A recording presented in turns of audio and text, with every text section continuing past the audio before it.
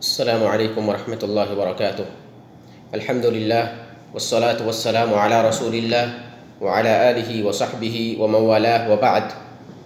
محترم بزرگوں، دوستوں اور بھائیوں، چند دنوں کے بعد ہمارے اوپر ایک عظیم عبادت سایہ فگن ہونے والی ہے، جس عبادت کو ہم قربانی کے نام سے جانتے ہیں۔ میں انشاءاللہ العزیز چھوٹی چھوٹی ویڈیوز کے اندر اس عظیم عبادت کے احکام و مسائل بیان کرنے کی کوشش کروں گا، اور اس کی ابتدا اور اس کا آغاز میں قربانی کی شرائط سے کروں گا کہ قربانی کی کیا شرطیں ہیں، کن چیزوں کا قربانی میں پایا جانا ضروری ہے۔ حضرات گرامی قدر اہل علم نے من جملہ طور پر قربانی کی 4 شرطیں بیان کی ہیں۔ ان میں سے اگر ایک بھی مفقود ہو، ایک بھی شرط نہیں پائی جائے تو قربانی صحیح نہیں ہوتی ہے۔ آج میں صرف ایک شرط آپ کے سامنے رکھوں گا اور پھر اگلی ویڈیوز میں بقیہ شروط کا تذکرہ کروں گا۔ پہلی شرط یہ ہے کہ قربانی کا جانور بہیمۃ الانعام میں سے ہو، یعنی پالتو چوپائے جانوروں میں سے ہو، اور وہ 3 ہیں: بکری، گائے اور اونٹنی، یا اسی طرح سے ان تینوں کا نر، یعنی مذکر قسم، یعنی بکری اس کا نر بکرا، گائے اس کا نر بیل، اور اونٹنی اس کا نر اونٹ۔ تو ان تینوں قسموں میں سے جانور قربانی کا جانور ہونا چاہیے، خواہ اس کا مذکر ہو یا مؤنث ہو، گائے ہو یا بکرا ہو، گائے ہو یا بیل ہو، بکری ہو یا بکرا ہو، اور اونٹ ہو یا اونٹنی ہو۔ ان تینوں قسموں میں سے قربانی کا جانور ہونا چاہیے۔ بکری میں بھیڑ بھی داخل ہے، اور بعض اہل علم نے گائے میں بھینس کو بھی داخل کیا ہے، یعنی بھینس کو گائے کی ایک قسم قرار دیا گیا ہے۔ برکیف یہ موضوع تحقیق طلب ہے اور تفصیل طلب ہے، یہ ہماری چھوٹی سی ویڈیو اس کی متحمل نہیں ہے۔ اس کے لیے آپ اہل علم کی تقریریں، تحریریں اور ان کی کتابیں آپ دیکھ سکتے ہیں۔ میں نے کہا کہ قربانی کا جانور پالتو چوپائے جانوروں میں سے ہو۔ پالتو سے جنگلی جانور نکل جاتا ہے، جیسے ہرن کھانا جائز ہے، وہ حلال ہے، لیکن قربانی میں اس کو ذبح نہیں کر سکتے، اس کی قربانی نہیں ہوگی۔ کیوں؟ اس لیے کہ وہ پالتو نہیں ہے، بہیمۃ الانعام میں سے وہ نہیں ہے۔ اسی طرح میں نے کہا چوپایا ہو، چوپایا یعنی اس جانور کے 4 پاؤں ہوں، جیسے گائے ہے، بیل ہے، اونٹ ہے، تو اس سے، اس لفظ چوپائے سے یا چوپائے کی قید سے پرندہ نکل جاتا ہے، کیونکہ اس کی 2 ٹانگیں ہیں، 2 پیر ہیں۔ مرغی، کبوتر، چڑیا، اس کی قربانی درست نہیں ہے۔ تو قربانی صرف اور صرف انہی 3 جانوروں میں سے ہونی چاہیے: گائے یا بیل، بکرا یا بکری، اور اونٹنی یا اونٹ۔ اللہ رب العالمین نے فرمایا: وَيَذْكُرُ اسْمَ اللَّهِ فِي أَيَّامٍ مَّعْلُومَاتٍ عَلَىٰ مَا رَزَقَهُم مِّن بَهِيمَةِ الْأَنْعَامِ، اور یہ حاجی لوگ اللہ کا نام لیں مخصوص ایام کے اندر ان جانوروں پر جو اللہ نے انہیں عطا کیے ہیں بہیمۃ الانعام میں سے۔ تو اللہ رب العالمین نے اس قول کے اندر، اس آیت کے اندر قربانی کا تذکرہ فرمایا ہے اور کہا کہ بہیمۃ الانعام میں سے ہونا چاہیے۔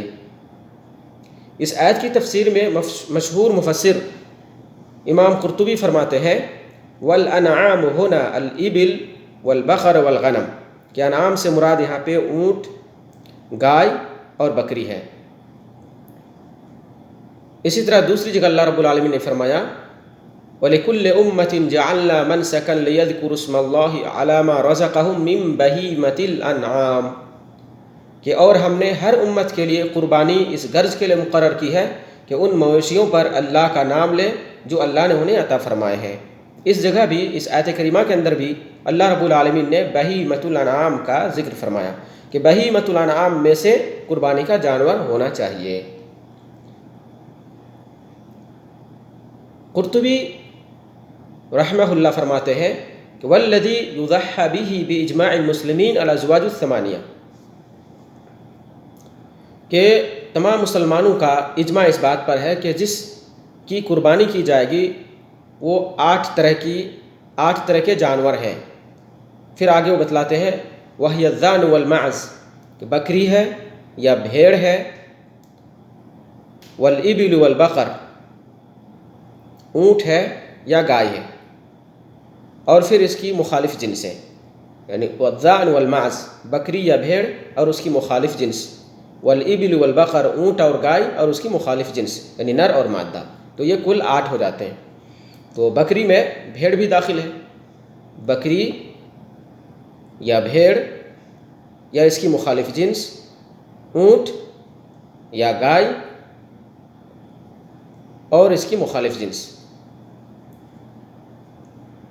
امام قرطبی نے اپنی اس بات میں اس آیت کی طرف اشارہ کیا ہے جن میں 8 جانوروں کا تذکرہ ہوا ہے، یعنی بکری، بھیڑ، اونٹ اور گائے اور ان کی مخالف جنس کا ذکر ہوا ہے۔ اللہ رب العالمین نے فرمایا 8 ازواج من الضأن 2 ومن المعز 2 قل آذكرين حرم ام الانثيين اما اشتملت عليه ارحام الانثيين نبئوني بعلم ان كنتم صادقين ومن الابل 2 ومن البقر 2 قل آذكرين حرم ام الانثيين، کہ مویشیوں کے کل 8 جوڑے اللہ نے پیدا کیے، 2 قسمیں نر اور مادہ، بھیڑوں کی نسل سے اور 2 بکروں کی نسل سے۔ ذرا ان سے پوچھو کہ کیا دونوں نروں کو اللہ نے حرام کیا ہے یا دونوں مادہ کو یا ہر اس بچے کو جو دونوں نسلوں کی مادہ کے پیٹ میں موجود ہو؟ اگر تم سچے ہو تو کسی علمی بنیاد پر مجھے جواب دو۔ اور اسی طرح اونٹوں کی بھی 2 قسمیں یعنی نر اور مادہ اللہ نے پیدا کی ہیں، اور گائے کی بھی 2 قسمیں۔ ان سے کہو کیا اللہ تعالیٰ دونوں نروں کو حرام کیا ہے یا دونوں مادہ کو یا ہر اس بچے کو جو دونوں نسلوں کی مادہ کے پیٹ میں موجود ہو؟ دراصل اس آیت کریمہ میں اللہ رب العالمین مشرکین مکہ پر رد کر رہا ہے، چونکہ وہ اپنے من سے اپنی مرضی سے جس جانور کو چاہتے تھے حرام قرار دیتے تھے، جس جانور کو چاہتے تھے حلال قرار دیتے تھے، ان پر رد ہے۔ لیکن اس میں 8 طرح کے جانوروں کا ذکر کیا ہے، یعنی بکری، بھیڑ، اونٹ اور گائے، یہ 4 ہیں، اور ان 4 کی مخالف جنسیں گویا 8 ہو گئیں۔ یہ دلیلیں ہوئیں۔ اسی طرح سے صحابہ کرام نے، نبی اکرم صلی اللہ علیہ وسلم نے اپنی زندگی میں کبھی ان جانوروں کے علاوہ دوسرے جانور کی قربانی نہیں کی ہے، اور قربانی ایک عبادت ہے اور عبادت توقیفی ہوا کرتی ہے، یعنی عبادت ہمیں اسی انداز سے ادا کرنی ہے جس طرح نبی اکرم صلی اللہ علیہ وسلم نے ادا کی ہے۔ اسی طرح سے ایک اہم نقطہ ہے جس کی طرف بعض اہل علم نے اشارہ کیا ہے، غالباً امام شافعی کا قول ہے یا ان کا استدلال یا ان کی وہ نقطہ آفرینی ہے۔ انہوں نے کہا کہ قربانی کی عبادت جانوروں سے متعلق ہے، تو انہی جانوروں کی قربانی ہوگی جن میں اللہ رب العالمین نے زکوٰۃ واجب کیا ہے، اور جانوروں میں زکوٰۃ صرف انہی مذکورہ بالا انواع میں واجب ہے، یعنی جن جانوروں کا میں نے ابھی تذکرہ کیا ہے انہی جانوروں میں زکوٰۃ واجب ہے۔ گھوڑا، جیسے گھوڑا ہے وہ بھی چوپایا ہے اور یعنی 4 پاؤں ہے اور پالتو بھی ہے، تو کیا اس کی قربانی درست ہے؟ اور اس کا کھانا بھی جائز ہے، حلال ہے وہ، لیکن قربانی درست نہیں ہے۔ کیوں؟ کہ اس میں زکوٰۃ واجب نہیں ہے۔ بہرکیف بہیمۃ الانعام میں صرف یہی 3 جانور آتے ہیں، بکرا، بیل اور اونٹ، اور ان تینوں کی مخالف جنس، اور بکری میں بھیڑ بھی داخل ہے، اور اسی طرح سے بعض علماء نے بھینس کو گائے کی قسم میں شمار کیا ہے۔ تو یہ پہلی شرط ہوئی۔ اللہ رب العالمین سے دعا ہے کہ اللہ رب العالمین ہمیں اس عبادت کو طریقۂ نبوی کے مطابق انجام دینے کی توفیق بخشے۔